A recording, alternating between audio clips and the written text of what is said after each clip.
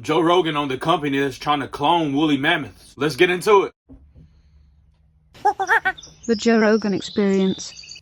So I wanted to talk to you about this cloning and the rewilding of the mammoths and all of that stuff. Yes. I'm going to Colossal tomorrow to learn a little bit more about it myself. Explain Colossal. Yeah, so Colossal Biosciences is this, if you ask me, incredible company, and they are, by their own declaration, a de-extinction company. So it's this guy, Ben Lamb, and he's got George Church, who's a world-leading cellular scientist. I don't know the specifics, of de-extinction and cloning and CRISPR and so on and so forth. And they've come together and raised a ton of money, and they are de-extincting animals. And the science is there. Like, it's done. All it took was the money, basically, behind it. And they've put together this incredible Rolodex of scientists and people, and it's real-life Jurassic Park with purpose. Where are they going to put them? So there's a couple different things going on. So the first one they're working on is the woolly mammoth, right? And this isn't just for fun. This has real, important conservation implications, which is really fascinating. But they are planning on starting with, I think, 100 mammoths and putting them in this place called not Pleistocene Park, something like that. This park in Siberia. That they've been doing this experiment on as to what happens when you add megafauna back into the Arctic tundra to offset carbon emissions. Wow.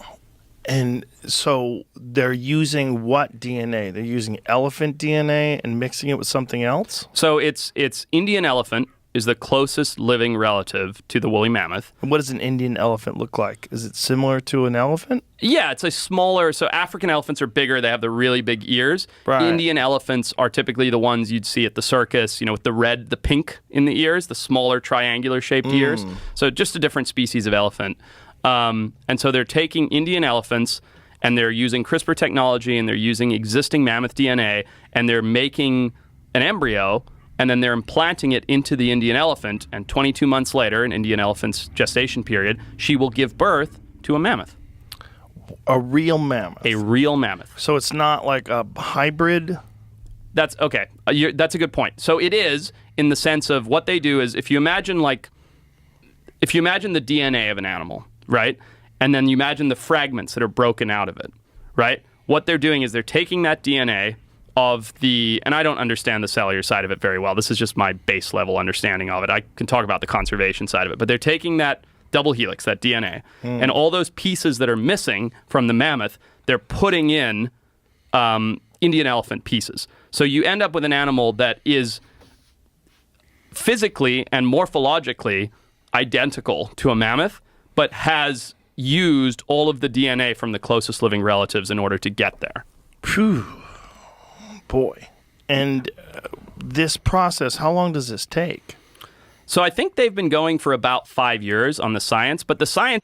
I'm not gonna lie, that is pretty dang cool, but I hope they don't bring back animals that are unnecessary, like dinosaurs and stuff. Like of de-extinction and cloning. Crazy. I mean, you remember Dolly the sheep, right? That was like a known thing. So that's been going on for a long time. Well, you can get your cat cloned. Exactly. Or your dog cloned. Exactly. For like 20 grand, you can clone your dog. Yeah. So It's kind of creepy. It is. It's bizarre. But the point is, the science has been there for a while. Because if they're doing this, they definitely can clone humans. Remember that. Hasn't really been the funding or the motivation for it. But what I think so fascinating, the reason I'm so emotionally invested in it, is the conservation implications that it has. Because what this company is ultimately doing is rewilding species that humans have removed, and that's going to, in theory, in a lot of places, sort of fix the offset, the imbalance of the ecosystem. That's interesting. That's really interesting. There's a lot of debate about whether or not humans killed off the woolly mammoth, though, isn't there? I think there is. Yeah, I think there is. And I can't really speak on that, but I do know that when the mammoths disappeared, so the Arctic used to be like the savannas of Africa. It used to be big grasslands, right? It wasn't all covered in trees and things. And that's a recent adaptation since the mammoths went away 10, 20,000 years ago. And so what's happened is the permafrost up there is melting pretty rapidly. Right? Underneath that permafrost is like 1.5 trillion tons of carbon. And once that carbon enters the atmosphere, it heats things up like crazy. So by removing those mammoths, and I can explain why the mammoths keep it colder, but by removing those mammoths, it's allowing that permafrost to melt much quicker and release more carbon. So the idea from like a financial standpoint of how they make money is the carbon offset of putting mammoths back into the environment. How do they make it colder?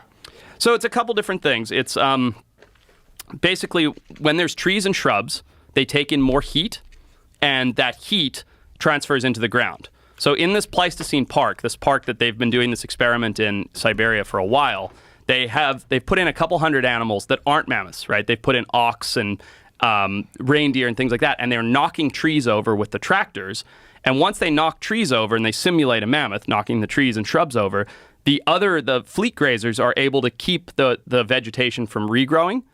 So when the vegetation doesn't regrow, you get all this grassland, and the grassland has snowpack. The snowpack gets stumped, so there's no insulation. It reflects more light. It's like 3 or 4 different processes that make the ground, I think on average, it's like 8 degrees colder. So it keeps things more frozen. So once we removed all the megafauna from the Arctic through hunting or maybe other means, regardless, once they were removed, the Arctic got warmer.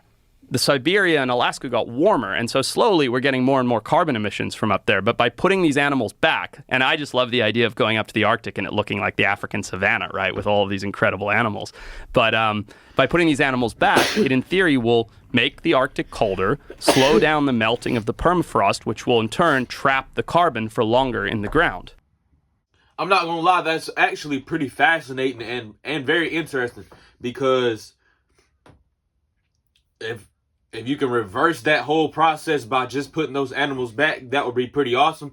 But I feel like the wrong people will get their hands on this technology and start doing weird things with it. Because if you can clone woolly mammoths, you can clone humans, and it's just, I feel like it's gonna be some weird stuff going on. They might mess around and bring back animals that we don't need, and people might start getting killed. Like, I feel like it'll be insane, bro. Appreciate you guys for watching. Make sure you hit that like and subscribe button. I'm going to catch y'all in the next video. I'm gone.